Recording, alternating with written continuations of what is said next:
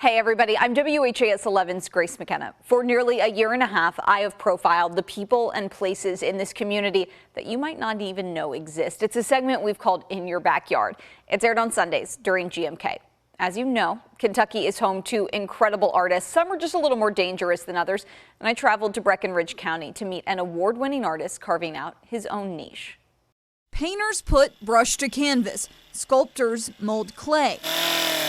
Abby Peterson does this, cutting away to find what's inside. Bears pay bills. For the self-taught chainsaw carver, bears became business in the woods. Strange story. A decade ago, he found himself there for work and at a low point. I said, you know, God, I've got this void in my life at the moment, and I will meet you halfway. Between the trees, a message came through. There was a big stump there and something said carve a bear head. Years later, this is Abby's life's work, patiently pulling out bigger and bigger creations. Sometimes I just like a new challenge. There's the world's largest Smoky, the world's largest Bigfoot. I really love this picture of this girl. Carving shelf space for award after award this summer, adding the International Chainsaw Carving Championship. This one I like to call took home first. Larger than life. My favorite things to carve are the things that I don't know if I can do it well. It takes an artist's eye. There's nothing more satisfying than taking To see this medium a raw log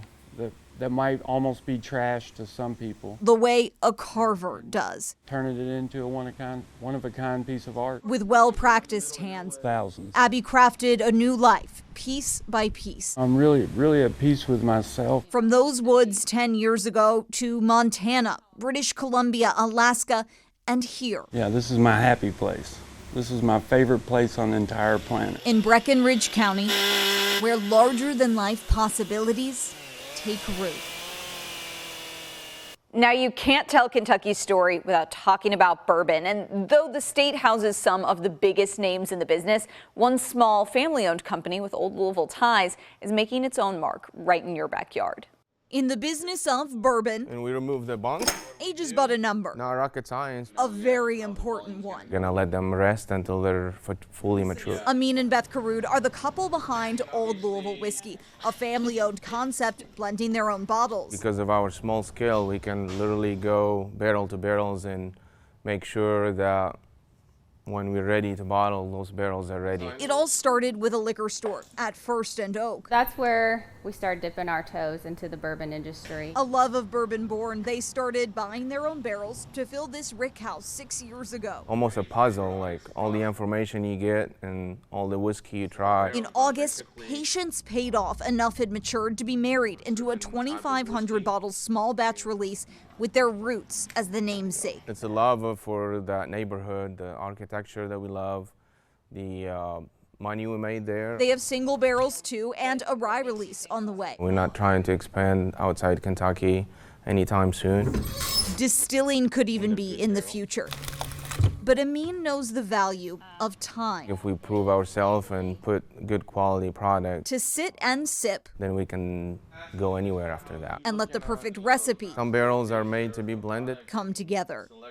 Bourbon's history in our state is long and storied, but there are still barriers left to break. And here in Louisville, the 9 is doing just that. There's nothing quite like a mom's embrace. Nice and sweet and loving. But in Kentucky, that feeling has another meaning and it goes down a little bit different. It doesn't have the big old Kentucky hug. Normally, bourbon is known for its burn going down. Brittany Penny, founder of 2 Cents Inc., wanted something different for her first small batch bourbon, the 9. Women who are new to bourbon, they love it. They absolutely love it. Penny started the company in 2020, locked in during COVID and pregnant with her daughter. Smell this. You can't drink it, but you know, smell it. So I did, and I was like, I smelled it, and all these different aromas and flavors and everything came up, and I was like, we should start our own. Launching the brand launched her into a bourbon spotlight as the first Black woman CEO of a bourbon brand in Kentucky. For me, being the first is truly inspiring, and I don't take it lightly at all.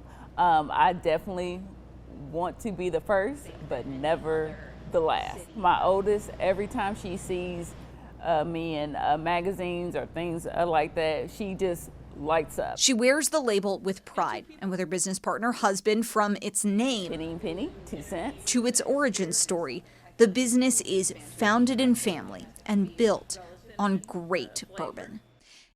Next up, a trip to our south, where the team at the Bardstown Motor Lodge is making sure one of the state's oldest towns isn't left behind in the boutique hospitality boom.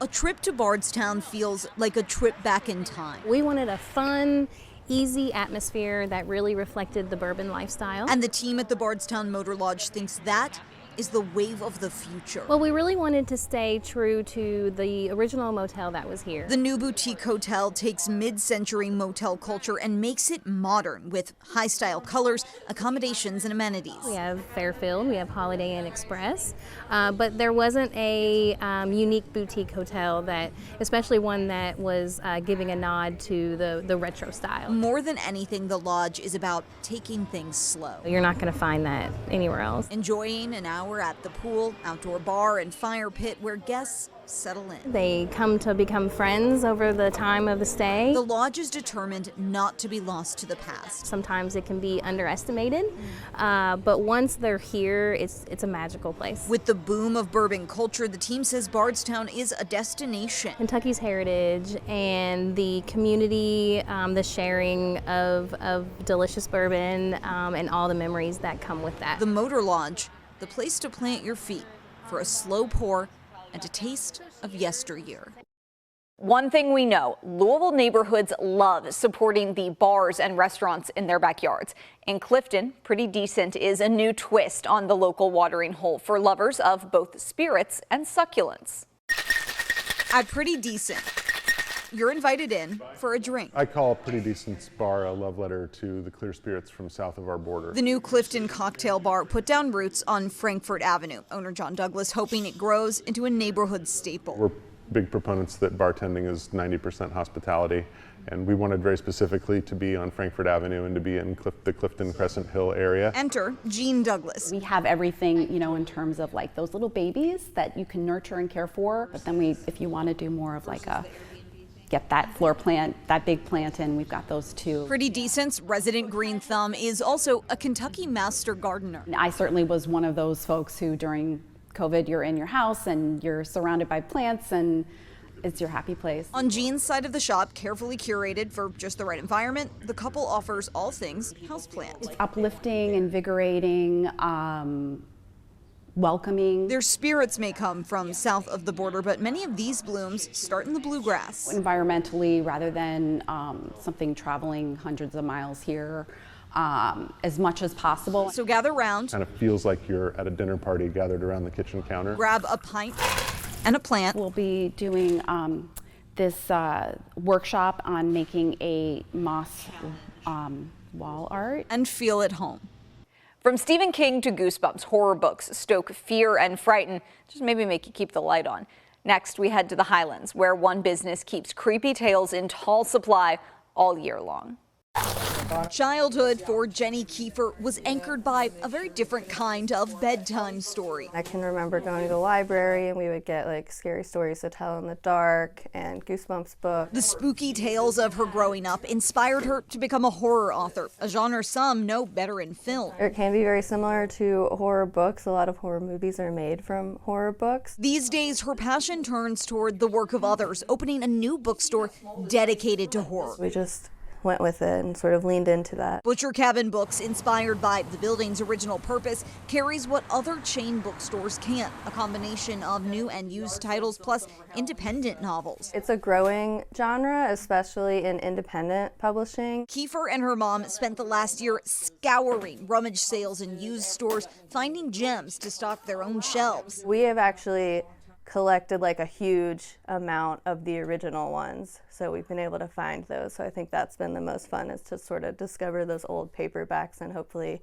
give them new life on someone's shelf. Horror buffs, don't scream. You can still find Stephen King just cordoned off on his iconic Lonesome. You don't have to go through the shelves and like skip 5 shelves if you don't want to. This is a fiction book. Ahead of the opening, mom and daughter sift through stacks of spooky stories. Sort of gave me that love as well. Building a business rooted in the creeps.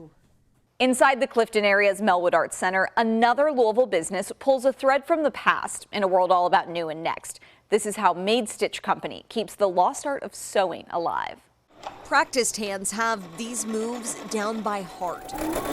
A lifelong sewer, Lindsay Stanville knows not everyone has stitching in their soul. There were lots of people in Louisville who wanted to learn how to sew and didn't have anywhere to start. That's why she started Made Stitch Company. Her Melwood Arts Center studio opened just a few months ago. While other classes might teach quilting or decor, hers focus on fashion. There really is not very many people who still know how to sew clothing. And so we really have niched down to say that is what we're going to provide here. It's an all ages experience with classes for every skill level. A lot of students are interested in sewing and might have seen some TikToks or some videos online and tried it out themselves. And some people can learn by themselves just fine. In a world focused on phones, Stanfield says crafting something from scratch is a lost art. It gives them an opportunity to take a break from the rest of their lives and focus on something and make something with their hands, which is an opportunity that we don't often have in today's world. But between machines, thread, fabric, sewing has high startup costs, which Made Stitch cuts out. I have everything for them. All they have to do is come in and sit down and get started. Her students walk away with something all their own. When somebody finishes this drawstring bag, they are amazed that they did it from beginning to end. And a lesson in giving yourself grace. If you're not having fun while you're doing it, then we're doing something wrong. Because anything can be stitched up. Now to New Lou's Story Louisville, where a group of entrepreneurs is building the city's next billion-dollar businesses. Wild Accelerator gives Black and brown women the resources they need to kickstart companies and grow without measure. Teamwork and collaboration don't always go hand in hand with competition. It's really expanded my mind to the possibilities, like to the ways in which we could grow. This group of women, the Wild Accelerator's newest cohort, show why that doesn't have to be true. As Black and brown women, sometimes our dreams get stifled by the things that we don't have just laying right there in front of us on the table. Wild launched out of Story Louisville. It's a several-month program to provide connections, advice, and resources to Black and brown startup founders. There is a gap of funding. There is a gap of the idea that good ideas get founded is essentially not true. When you don't know that something is possible for you, when you haven't seen other people that look like you achieve those things, like it almost reinforces these limiting beliefs. The companies this year's group founded run the gamut, from products to tech to platforms, to make other companies work smarter. We're all going to have major companies housed right here, and it gives us the opportunity to bring something fresh to the city. The women share one big goal: building billion-dollar businesses. Those founders are typically fixing problems that are really community-centric, but that have global impact. They say the key is in breaking barriers and unlocking doors. You need people to open doors for you. You need people to walk the journey with you. And you need people to understand what you're doing and connect with you. For future founders and future generations. Si quieres evolucionar, si quieres salir, conocer nueva gente, ampliar tu comunidad, Wild tiene lo que tú necesitas. Tucked behind a quirky storefront in Portland, Young Authors Greenhouse gives kids a chance to see their work in print and push their creativity beyond the lines of a composition book. The program nurtures blossoming young writers right in your backyard. I'm from the overflowing rain barrels in the rainy season of India. Before the years of experience and shelves full of books. I'm from the bonsai trees on my biking path and the oak wood forest where I go camping. Every author writes that opening line somewhere. I'm from the great yearning of my parents to get me a new book. And at Young Authors Greenhouse in Portland, every author deserves to see their work published on a page. It's really cool, it's really fun. And the teachers are pretty amazing. Nandin is one of the nonprofit's students. Hannah Rose Newhauser, one of its co-founders. All young people, all people really need community. They need spaces where they can share their voices, share their stories, and not just share them, but really be heard and listened to. Through greenhouse writing workshops, students put pen to paper. Using golden details in her writing, similes, metaphors, expressing her writings based on who the reader is. It's not just an exercise. From the freedom of life and a loving family. The greenhouse publishes its students' work. We are really taking them seriously as the talented authors that they are. And then they start to really identify as talented authors. They also have workshops in JCPS schools. Newhouser saying it's important for writing to go beyond school assignments. Her students saying the same. It gets your brain working and lets your creativity flow.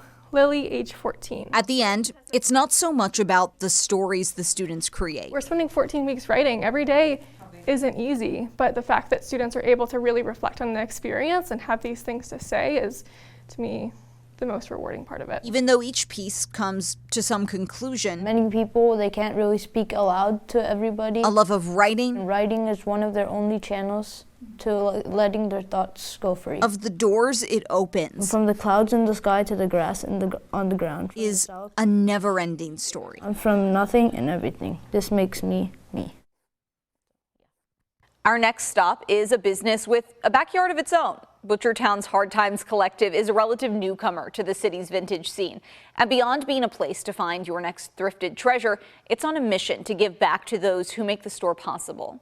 Every bit of vintage clothing, every piece of thrifted decor was held by hands with a story. Growing up, my mom would take me to Goodwill. She would take me to yard sales, and we would just go on a treasure hunt. Megan Widmer turned her own passion for treasure hunting into Butchertown's Hard Times Collective. During the pandemic, it turned into a side hustle, passion project turned side hustle, and then into a full-time gig. Dozens of Kentuckiana vendors and artists contribute their own collections to the racks. She's a cool chick. We couldn't be like, no, we're not gonna house your stuff. But Megan and her co-founder weren't satisfied simply with sales. There's so many people out there that need help, and if we're able to do that and help lift them up, even if it's just a little bit, we really just want to be able to do that. So Hard Times launched a mutual aid fund. Vendors and customers can donate, reaching out a hand to help, or find the lift up they need. Whatever it may be, we're there to help support them through that with our mutual aid fund. Hard Times is at the start of its own story, settling into this Butchertown spot just a few months ago. It's just this very sweet community to be a part of, and there really isn't any other vintage in this neighborhood. Hand in hand, the collective made Megan's vintage dreams a reality. There's a sign right by our front door is that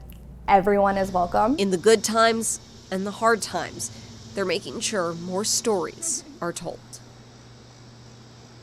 Right now, we're taking some time to dive into the history of JCPS. We're learning about schools right in our backyards with notable Kentucky namesakes whose stories you might not know. We start with the life of Whitney M. Young. On Muhammad Ali Boulevard, there's another mark to a Kentuckian with an impact felt beyond these roads. Not only is our school home to a local legend, but also a national treasure. Whitney M. Young Elementary, named in 1971 for this man. He sought equal employment opportunities.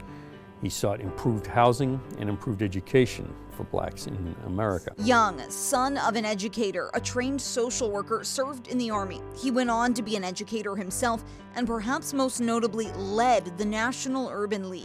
Young sort of moved away from traditional models of social work in trying to improve black lives in this country. JCPS archivist Jim Cundy says it's a legacy the school continued. From its early years, Young was an open school at which children were allowed to pursue avenues of education that were apart from and even physically different than your traditional modes of education. Whitney Young became the first primary IB World School in Kentucky, encourages multilingualism, and is made up primarily of students of color. We are very proud of this profound work that he's done, especially in a school that serves a community where our children do look like Mr. Whitney Young. Principal Erica Lawrence, in her tenure, has fought to ensure Young's legacy is preserved, never shortchanged. You will hear us say, this is Whitney Young Elementary. We are Whitney Young Thundercats, because we want our students to recognize and remember for all of their lives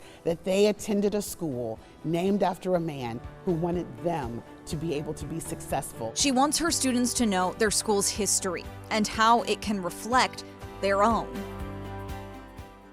Our next stop, Lohr Elementary in Highview. You might not realize it, but the school is named after a woman certainly born into JCPS royalty. Charlene Shanklin has the story of Maddie Bell Lohr. School is in session for a history lesson on Lohr Elementary School, where every student counts and every moment matters. Located in the Highview neighborhood on Faganbush Lane. Maddie Bell Lohr was born in 1885, and she was born into, if you will, JCPS royalty. It seems she was destined for public education. Her mother was a school teacher who taught at Highview Elementary. Maddie was actually taught by her mother. Maddie's father, Leonidas Jackson Stivers, who was the first superintendent, Jefferson County Public Schools, and her brother was Orville Stivers, who was superintendent of JCPS from 1910 through 1950. Maddie started teaching again in 1910, and this was with JCPS, and she would stay with JCPS through 1956. Even today, the school takes pride in Lohr's legacy of hard work and dedication to bring out the best in everyone. We're kind of a hidden gem out here in Highview, but when you come out here, you don't want to leave. We definitely have a strong culture and community here within our school, and I think that is attributed to Maddie's dedication to students, and our staff definitely reflects that. As a teacher, Ms. Lohr was said to adhere to the philosophy of busy hands and a busy mind. In 1966, with overcrowding of Smyrna and Fern Creek Elementary, JCPS approved the construction. On July 26, 1966, the board approved to name the school Maddie B. Lohr Elementary School. Ms. Lohr passed away, was fortunate enough to live to see the school dedicated to her, passing away in October of 1967. I think what we want people to know about Lohr Elementary is that we are a school in the Highview community who is going to support your student to the best of our abilities and to be there for your family and support for your whole family while your child is at elementary school and helping them through life and getting them prepared for middle school and high school and adulthood. Maddie B. Lohr is committed to achieving excellence for every child, every day, every opportunity. I'm Charlene Shanklin for WHAS 11 News, on your side. Next, a school once divided is brought together these days by the name and legacy of Jesse Stewart. He is perhaps one of Kentucky's most prolific writers. Jesse Stewart, born in Greenup County in the early 1900s. He's a renowned novelist and was poet laureate for Commonwealth. He'd published numerous novels, books of poetry, children's books, interestingly enough, which I hadn't known. Behind the books, Stewart had another career too. Something else that I'm not sure everybody knows is, in addition to being an author, he had a career in public education. Since 1966, his name hasn't just wandered along book spines, it's sat watch outside what is now Stewart Academy. It was always Stewart. Through the decades, it's held a high school, middle school, and since 2016, 2 schools. We're fully integrated this year. There is no more Frost. Principal Darren Dawson says the merger of Stewart Middle and Frost Academy hasn't always been easy. That's been the biggest obstacle, is to knock down that barrier and really integrate our school, and collaborate together. He's worked tirelessly to change the mindset at the massive and diverse campus, with the schools now solidly combined. I wanted to end that rivalry and really bring us together as one campus. In fact, my motto is better together. One team, one goal. It's a challenge Stewart himself may have appreciated. By his own account, his time as superintendent was difficult. As he puts it, he was part of 32 lawsuits. Dawson knows there's power in a name. People just don't give him a chance a lot of times. They just hear the name Stewart and they think, oh, that's a terrible school. But it's not. And he plans to put Jesse Stewart's power to good use for his community and for his students. If they can trust us and be here and feel safe, that means more to me than if they understand the Pythagorean theorem. We can get to the academics. On to Atherton, known for its academic successes and famous alumni. Now, though, we are sharing the story of its namesake, J.M. Atherton. Here again is Charlene Shanklin. Tucked away in the Hayfield Dundee neighborhood, surrounded by homes, you'll find J.M. Atherton High School. But who is J.M. Atherton? John McDougall Atherton was born in 1841, April Fool's Day, 1841, and he attended Georgetown College. And he read law at an old Louisville law school. The entrepreneur is a native of LaRue County. He specialized in real estate, where he owned several downtown properties and a bourbon business. J.M. Atherton, John McDougall Atherton, was a distiller. And at one point, he was actually the biggest distiller of whiskey in the country for several years. And he was very civically minded. Yeah, so in 1924, Atherton was an all-girls school, and the building was originally at JCTMS. And then in 1950, they decided to become co-ed, and in 1962, they built this building. At the time, you could not name a school after someone alive. So to name it after Mr. Atherton, who was very much alive, they had to suspend their own rules to accomplish that. But they did, and here we are. A lot of notable names walk the halls of Atherton. So the first one that comes to mind, everybody knows Jack Harlow, is from Atherton. He loves Atherton, which we all do. And also we have Sue Grafton, the author, went here. Congressman John Yarmouth, Hunter S. Thompson attended for 3 years. Musician Bridget Kalin, the VP of LinkedIn, and the man who wrote the Seinfeld theme song all attended Atherton. Atherton is the most dedicated school I have ever seen to its students. We include everyone that we possibly can in whatever way is best for them and whatever way is going to make those students achieve better and be successful. That's why their motto is, every day, remember you can make a difference. What you do makes a difference. I'm Charlene Shanklin for WHAS 11 News, on your side. JCPS is one of the largest school districts in the country. And though the district as we know it started in the 1970s, its roots trace back to the 1800s. Saving that history and the lessons it teaches us falls to a little-known district department right in your backyard. I want you to tell me who this is. History isn't always confined to the books we read in school. With the glasses. Sometimes Here's another one. it's made there instead. Nicole Scherzinger. It tells a story. It tells the story of JCPS. This is the JCPS Archives, a hidden treasure, carefully culled by Jim Cundy. This is our job. This is what we do. Schools aren't archives. The archivist and his team document district history for anyone to use and research. Their records trace back to the early 1800s. Directories, I'd just like to point out, are enormously useful. Among the stash of treasures, yearbooks prove the most popular request. State winner, class AAA cross country, 1969. While the physical items hold decades of history, All right. these rooms hold a wealth of knowledge. There are very few other school districts of our size that have an archives of this magnitude and this effectiveness. Thousands and thousands of boxes of student records, meeting minutes, employee files, all kept in hard copy, not digital, in accordance with state law. They're here when people come hunting for history. The most grateful customers we've had are those that we've provided that information. I didn't know this about my mother or my father. Like any good collection, the archives are never complete. Cundy turns to schools and alumni to fill in the gaps, knowing a piece of history doesn't have to shine to be worth its weight in gold. Even if it turns out not to be something we can use, I always say yes because you never know what it's going to be. By documenting history in the district, Cundy says you also document changes in the district's history. We're helping the district to maintain its identity, to know who we are, to know how we got here, and ideally to help see what's ahead. For JCPS, so much is ahead and so much is changing. So Cundy turns back. Your future doesn't come from nowhere, it comes from what's already been. This treasure trove of stories waits for the next bit of history. Yeah, it's great stuff. To be stashed away.